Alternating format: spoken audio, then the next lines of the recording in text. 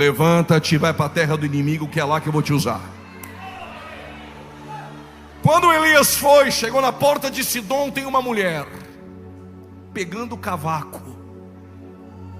É tipo graveto para fazer fogueira, porque fogueira não se faz com tora, fogueira se faz com graveto.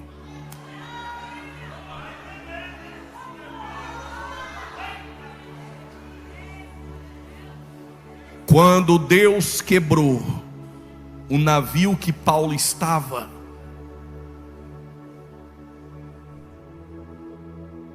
vocês estão prontos para ouvir isso? Eu vou dizer: deixa Deus quebrar o navio. Crianças na fé não vão entender isso. Deixa Deus quebrar o navio. Paulo está indo para Roma.